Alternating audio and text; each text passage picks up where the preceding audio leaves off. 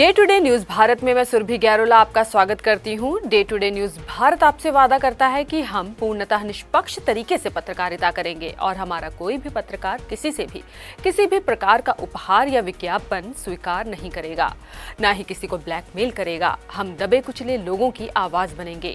Day to day news Bharat ऐसे लोगों के बारे में कोई खबर नहीं चलाएगा जो भोले भाले लोगों को बेवकूफ बनाते हैं और धोखा देते हैं, जैसे तांत्रिक और ढोंगी बाबा।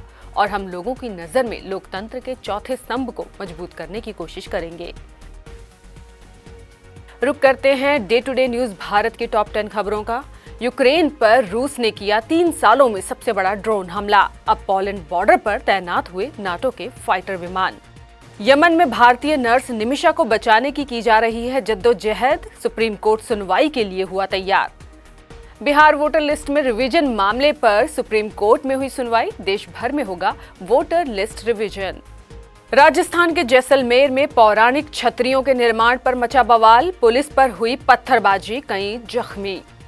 दिल्ली एनसीआर में आज भूकंप के तेज झटके हुए महसूस। भूकंप की तीव्रता 4.4 दर्ज। पंजाब में विधानसभा का 2 दिवसीय विशेष सत्र आज शुरू हुआ। विपक्ष ने मचाया हंगामा। देश भर में देखने को मिल रहा है बारिश का कहर। दिल्ली एनसीआर की सड़कें बनी तालाब। पहाड़ी राज्यों में भूस्खलन, बाकी इलाकों में बाढ़ जैसी हालत। आईपीएल टिकट स्कैम में सीआईडी का बड़ा एक्शन। हैदराबाद क्रिकेट एसोसिएशन के अध्यक्ष जगत मोहन राव की हुई गिरफ्तारी।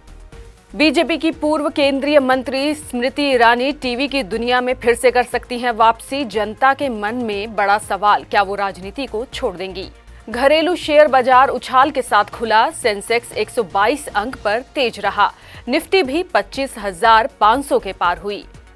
रूस ने 700 से अधिक ड्रोन लॉन्च करके यूक्रेन पर अब तक का सबसे बड़ा हवाई हमला किया है।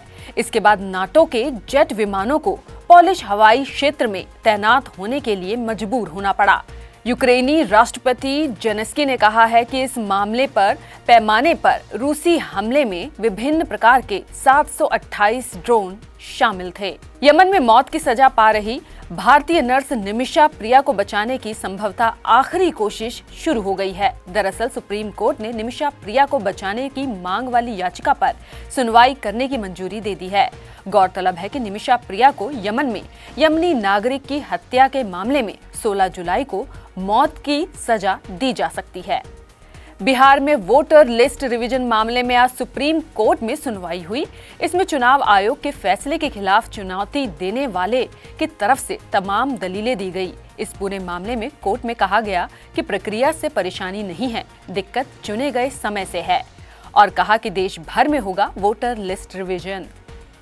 राजस्थान के जैसलमेर में एक तालाब पर पौराणिक छतरियों के निर्माण को लेकर विवाद हो गया है। घटना की जानकारी मिलने पर जल्द ही मौके पर पुलिस पहुंची, लेकिन दंगाई पुलिस पर भी हमला करने से बाज नहीं आए। इस घटना में 3 से 4 पुलिस के जवान घायल हो गए। पुलिस प्रशासन ने दोनों समुदाय के नेताओं को शांति बनाए रखने की अपील की। आज राजधानी दिल्ली एनसीआर में भूकंप के झटके सुबह 9 बजे महसूस किए गए। भूकंप में किसी के हताहत होने की खबर नहीं है। भूकंप का केंद्र हरियाणा का झज्जर रहा। भूकंप के झटके दिल्ली समेत नोएडा, गाजियाबाद, गुरुग्राम, फरीदाबाद, रोहतक, हिसार और सोनीपत में भी महसूस किए गए। पंजाब विधानसभा 2 दिवसीय विशेष सत्र 2 दिनों तक चलेगा। विपक्ष ने पंजाब सरकार को बेरोजगारी, नशा और राज्य की कानून व्यवस्था पर घेरा। पंजाब सरकार के मंत्रियों द्वारा केंद्र सरकार पर निशाने लगाए गए। गैंगस्टर लॉरेंस बिश्नोई को इस्तेमाल करने के भी लगाए इल्जाम। जहां देश में मॉनसून आने से एक तरफ गर्मी से लोगों को राहत मिली है, वहीं दूसरी ओर तेज बारिश ने जलभराव, ट्रैफिक जाम, भूस्खलन और बाढ़ जैसी आपदा सामने ला खड़ी कर दी है।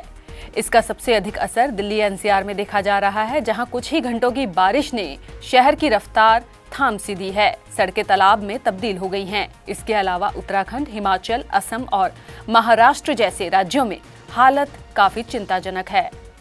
हैदराबाद क्रिकेट एसोसिएशन के अध्यक्ष जगन मोहन राव को आईपीएल 2025 सीजन से जुड़े टिकट घोटाले में शामिल होने के आरोप में सीआईडी ने गिरफ्तार किया। राव के साथ एचसीए के 4 अन्य विशिष्ट अधिकारी, कोषाध्यक्ष सी श्रीनिवास राव, सीईओ सुनील कांते, महासचिव राजेंद्र यादव और उनकी पत्नी जी कविता को तेलंगाना सीआईडी ने पूछताछ के लिए हिरासत में लिया।